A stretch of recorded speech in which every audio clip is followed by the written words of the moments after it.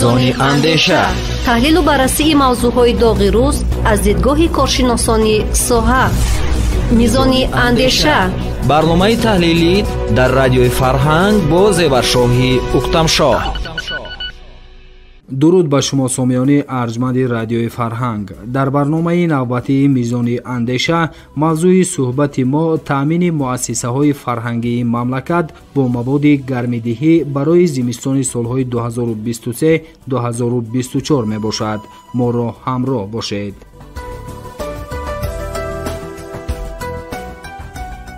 ذکر کردن به مورد است که سنه 29 ایون در بینای حکومت جمهوری تاجیکستان تحت ریاست اساسگزار صلح و وحدت ملی پیشوای ملت پرزیدنت جمهوری تاجیکستان رئیس حکومت جمهوری تاجیکستان محترم امامعلی رحمان اثناء برگزاری مجلس حکومت جمهوری تاجیکستان به حکومت کشور و ساختارهای دولتی عاید به آمادگی به دوره تیرماه و زمستان سالهای 2023-2024 سپارش مخصوص داده شده بود. به این خاطر ما تصمیم گرفتیم دایر به وضع آمادگی ها در ساحه فرهنگی مملکت برنامه مفصل آماده نموده باشیم. شنوندگان گرامی، وابسته به موضوع صحبت داشتیم با متخصص شعبه تنظیم تکنیکی وزارت فرهنگ جمهوری تاجیکستان اسرائیل طلبکوف که فشرده آن را به سمعتان میرسانیم.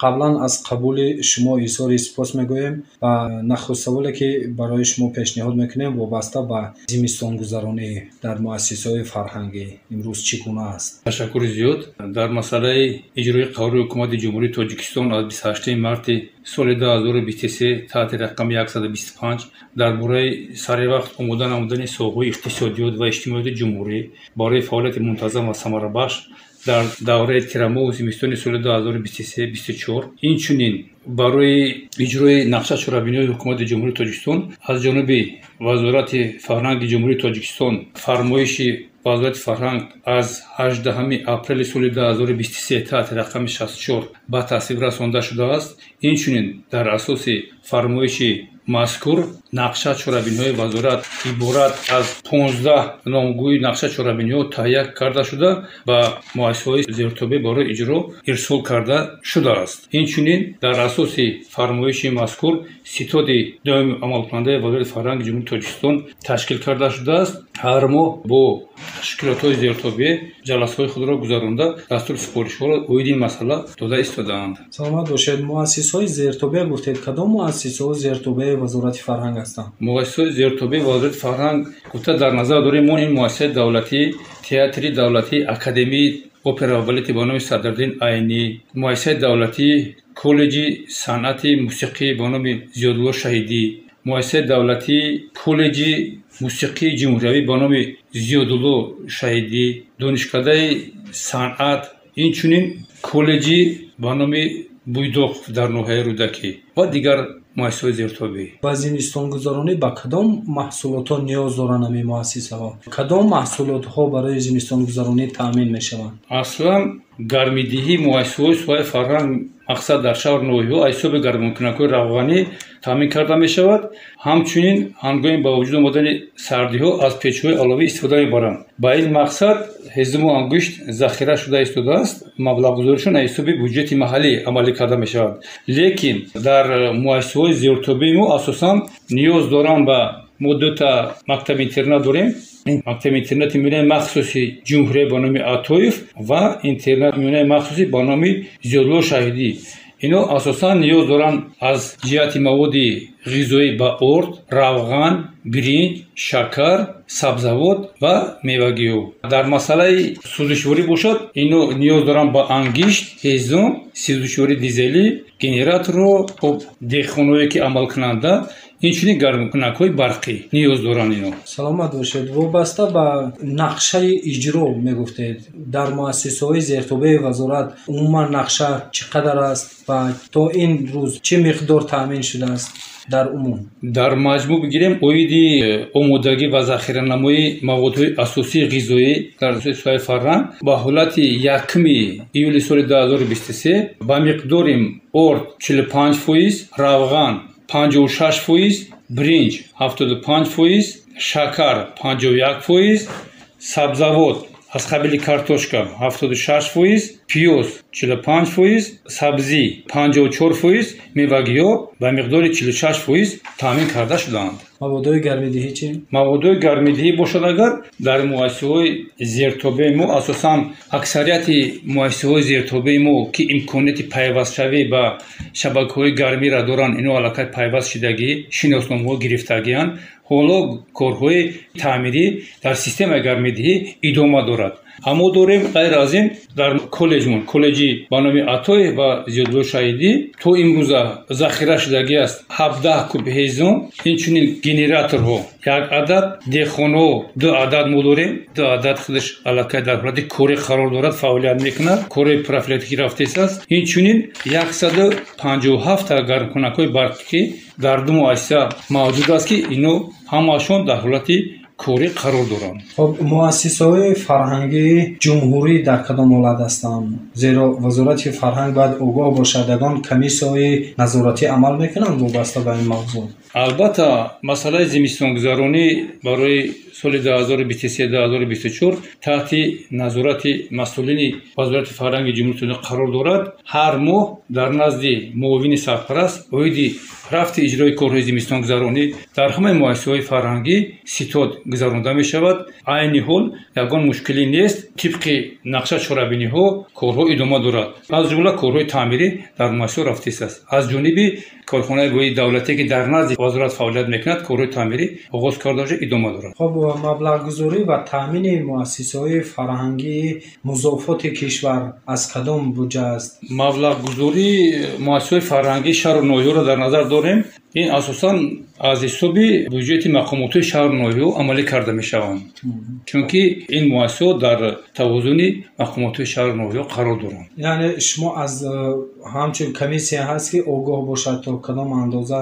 албатта мо комиссия дорем, маълумотҳоро ҷамъ мекунем, рафта дар ҷош оиди иҷроиши қарори мазкур дидан мекунем, баробарият гузоришҳоро ирсол менамоем. хоб то ин дам кадом шаҳру ноҳияҳо аз иҷрои ҳамин нақша чорабинӣ гузориш доранд? то имрӯз вилояти Хатлон ва вилояти Суғд, ноҳияҳои тобеи ҷумҳурии Тоҷикистон оиди рафти иҷрои қарори мазкур гузоришҳо пешниҳод карда истодаанд. комиссияи амалкунанда чанд вақт пас аз вазъи муассисаҳои фарҳангии музофоти кишвар дидан мекунад ва аз кадом сохторҳои вазорат иборатанд? асосан ҳар моҳ аз ҷониби вазорати фарҳанги ҷумҳурии Тоҷикистон ба вазорати рушди иқтисод ва савдои ҷумҳурии Тоҷикистон ҳар моҳ то рӯзи 10 ҳар моҳ ҳисоботҳо оиди иҷрои қарори мазкур бо замимаҳои шакли 1.1 ва шакли 1.1.2 пешниҳод карда мешавад. лекин аз ҷониби масъулини вазорати фарҳанг ҳар 3 моҳ оиди иҷроиши қарори мазкур аз музофотҳо ҷаласа мезоранд, дидан менамоянд. сифати таъминоти зимистонгузаронӣ нисбат ба солҳои қаблӣ чӣ гуна? сифати зимистонгузаронӣ нисбатан беҳтар шуда истодааст. мо якта муассисаи давлатии мактаб интернати миёнаи махсуси санъати ҷумҳуриявӣ ба номи Мирратулло Атоев дар самти таъмини ангишт танқисӣ мекашиданд. бо дастгирии вазорати саноат иловатан соли гузашта иловатан дастгирӣ кардан ангишти иловагӣ додан бода беҳтар шуд. чунки якта хобгоҳи бинои таълимиро таъмир карданд, اونم با دهخانه پیوست شده که باید با گرمی تامین شود. مؤسسه فرهنگی که در ناحیه رودکی است گفتید شما؟ کلجی بانم بویداخل. همین مؤسسه در فصل زمستان گذرانی رو تامین گرمی رو با کدام صورت تامین میکنه؟ تو حاضر از جانب آن مؤسسه یگان مشکلی ایجاد شدگی نیست. طبق نقشه چوربینی ها تعمیر رفته است. تعمیر از طرف کارخانه واحد دولتی تعمیر ساختمانی نزد وزارت فرهنگ ادامه دارد. انگشت و هیزم و سوزشواری طبق نقشه ذخیره شده است. سلامت باشید. تشکر زیاد برای صحبت. سلامت باشید.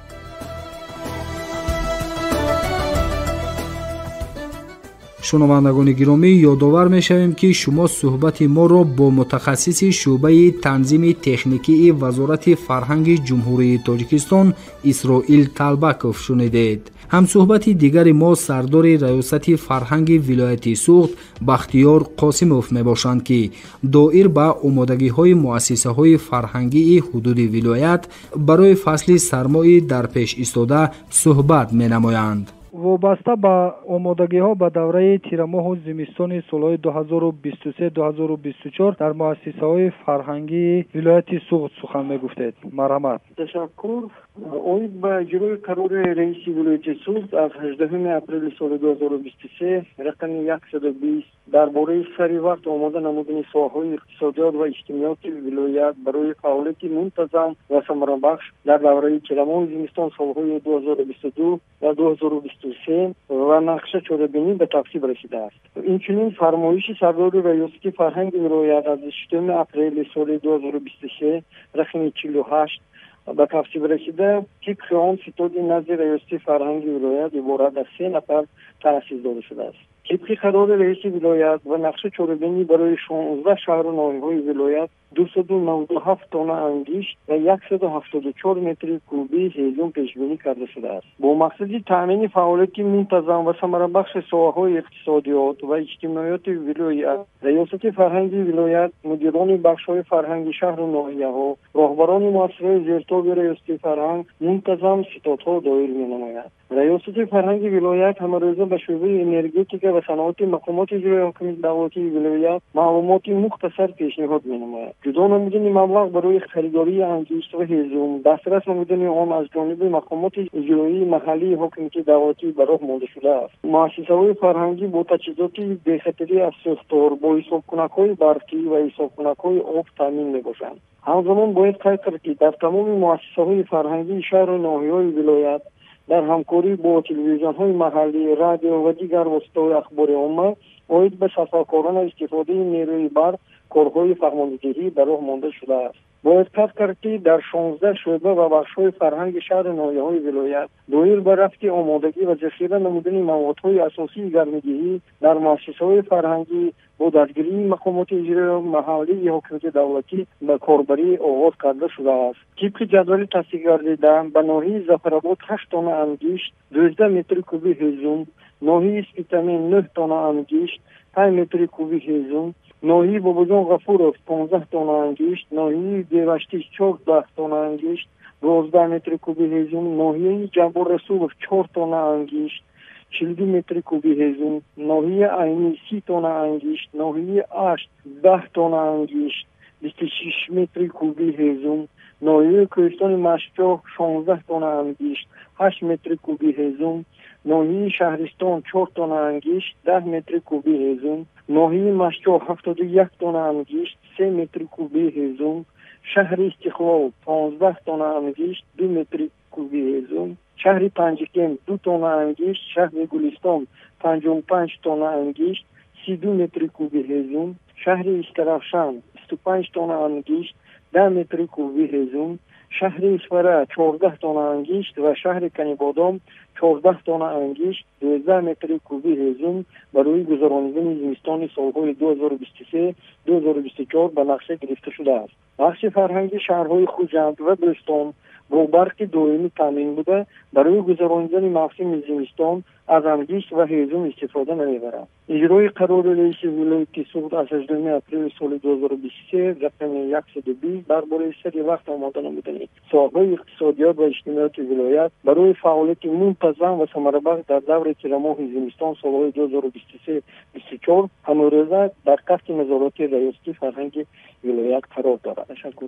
سلامت باشید. در مجموع شماره مؤسسه‌های فرهنگی در ولایت چند است؟ در مجموع 720 مؤسسه فرهنگی در ما. عموما کارگرو از آن 3590 نفر. سلامت باشید دوستان. تشکر زیاد. شنوندگان گرامی، همصحبت دیگری ما سردار ریاست فرهنگ ولایت سوغد بختیار قاسموف بودند. واقعا زمستان سالهای سپری گردیده با سرمای بی‌سابقه اش مسئولین تمام سمت و ساحه‌های خواجگی خلق را وادار می‌سازد که از حالا مسئله با گرمی تامین نمودن مؤسسه‌های مختلف را به نقشه گرفته از پی تامین آن باشند تا در موسم سرما به مشکلات موجوده روبرو نگردند. شنوندگان عزیز، با ابراز چنین اندیشه ها اینجا برنامه میزان اندیشه از رادیوی فرهنگ به انجام می رسد. در بند و بس برنامه با شما بودیم محرر من زیورشاهی اکتمشاه و کارگردان موجیگل یوسفووا. برنامه های دیگری ما ادامه دارد. با ما باشید.